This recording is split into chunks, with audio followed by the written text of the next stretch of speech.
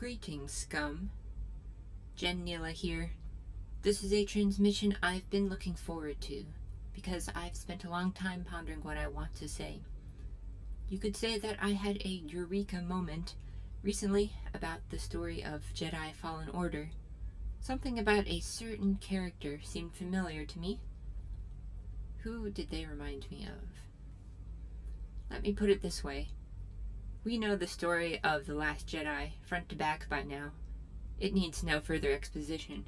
But what I think most of us can agree on is the crux of what steers that film, and in fact the whole sequel trilogy, is why Ben Solo fell to the dark side, and why Luke went missing as a result. We wouldn't have much of a story without these two plot points. In a singular moment, in the wrong place at the wrong time, Luke makes a mistake which costs Ben's entire being. The fact that Luke is responsible for Ben's fall isn't the problem, and I think most critics of The Last Jedi would say so. But what they would say is how it happened and what information we were provided that's the problem. It simply lacks logic. 1. How can we expect that such an incident would happen with absolutely no backstory or description of Ben Solo and Luke's relationship? Were they close? Was there conflict? Was there rivalry or even fear and jealousy on Luke's part? What did Luke see in Ben's mind that was so terrifying that he would feel the immediate need to destroy it? Furthermore, why was Ben compelled to react in the way he did? Is it to be expected that Ben would immediately attack his uncle in self-defense if he truly loved him as his uncle and master? And lastly, why would Luke be so distraught about his mistake to simply give up everything? The fact we don't know the answers to these questions, and might have to wait years until Disney publishes something, is the very problem with this premise. We have to make sense of it with headcanon. Why should we, the audience, have to make up an explanation for why something happened and not the filmmakers? Can't a story be told with just enough elaboration and description to establish itself without forcing the audience to accept unreasonable leaps of logic? It should. And why do I insist on this? Because it can be done. Imagine if the story of Luke and Ben went differently. Something a little like this. One day, Luke Skywalker and young Ben Solo are on a quest together in search of ancient truths about the Jedi.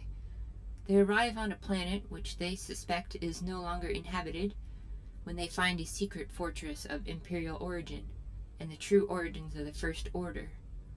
They are cut off guard and hunted down until they find shelter in a hiding place. Luke tells Ben to stay put while he figures out what to do, while Ben is afraid of them splitting up since he is still young and inexperienced. Nevertheless, Luke leaves him to discover what's behind this threat, only to be caught in a trap and taken captive by the Knights of Ren and their master, Snoke. Luke is put under torture for days on end. Snoke wants him to reveal the location of Ben, who he is more interested in finding. Eventually, Luke gives in to the suffering and reveals where Ben has been hiding. Ben is subsequently captured and put through the same tortures as Luke, only worse. Snoke plants a poisonous seed in his spirit that his master, his own uncle, betrayed him to save his own skin. Ben is broken and turns to the dark side, taking on the name of Kylo Ren. Luke's final torment is to see Ben before him put on that mask that turns him into a monster.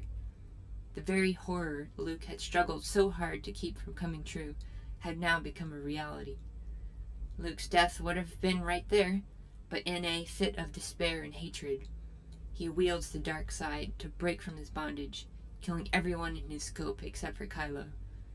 Luke escapes the planet alone and is faced with having to tell Han, Leia, and all his students of this terrible tragedy, which he feels completely responsible for. Unable to handle the guilt any longer, and horrified by the dark side within him, he runs away from anyone he might harm and cuts off his connection to the Force. This is the story of Cere Junda and Trilla Suduri. While they were hunted down as traitors of the Empire, Cere made multiple mistakes at the cost of her own Padawan. For years after, Cere had no will to live, but as soon as she found out there was a secret holocron that could help rebuild the Order, she seized the opportunity, seeing it as a way to redeem herself. She even forces Cal upon this path to a degree, insisting that this is the only way to move forward.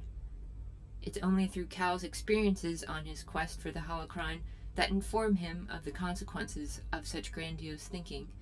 To think they'd be able to single-handedly rebuild the Order and stop the Empire. In the end, Cere makes a choice to confront her past and confesses her failures to Chilla, thus healing the pain between both of them. After one more confrontation with her own dark side, Cere lets go of her anger and chooses the light. Where her story goes next, we'll just have to see. If she has longer-lasting consequences for her actions or not. The struggle never ends after all. Imagine if Kylo Ren had taken on a characterization like Chilla, the second sister. What if he, in his resentment of his uncle, sought to bring an end to everything he created, and hunted down the rest of Luke's students to kill or to turn them? What if Rey was one of the Force-sensitive children that Luke intended on adopting into his Order, the last one on Kylo's list for extermination? Imagine if Kylo was a master of manipulation and turned Rey to the dark side, using the same technique that Snoke used on him. That because her parents abandoned her, she had a right to revenge and power. But imagine if in the big confrontation at the end of The Last Jedi, Luke's apology broke Kylo and made him let go of his hate, just as Chilla did. With Rey and Kylo having switched sides, now that would have been something to be excited for. And why? Because this story fleshes out the character motivations which have been sorely lacking in the sequel trilogy, and we would get to see a story have full development without having to make huge, unnecessary leaps of logic to get from one plot point to the next. I don't know about you, but it's sounding like the director of Jedi Fallen Order, Stig Asmussen, and writers Aaron Contreras, Manny Hagopian, Matt Michnovitz, and Megan Fausti might have been a better pick for writing the sequel trilogy with a story like this. Cere Junda was the downcast Jedi that Luke Skywalker should have been.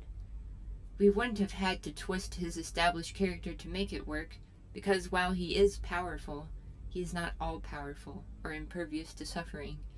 In the end, we would have rooted for Luke, and yet we would have also sympathized with Ben Solo, since both Master and Padawan were victims of a much larger evil. Luke's arc would have been intertwined with Ben Solo's, so that these characters, both the old and the new, would have been equally honorably treated. Instead, we're finding other corners of Lucasfilm right now doing much better with their characters and stories than the sequel trilogy. Again, the story of Luke Skywalker in the sequel trilogy and the story of Cere Junda in Jedi Fallen Order are teaching the same message. Failure is a teacher from which we must learn, and taking responsibility is something we must all do to work towards a better future. The only difference to me is one of these stories made more sense in its overall narrative and preserved the integrity of its characters. This standard of quality is what Star Wars should always strive towards, but what has happened and is now in the past. We unfortunately have to let go and stop dwelling on what could or should have been. Instead, we can be grateful for what we do have, and I certainly am grateful for such a wonderful story with Cere in Jedi Fallen Order. And this is only half the story. There's much more yet to be said regarding Cal's character arc, but I will leave that for another time.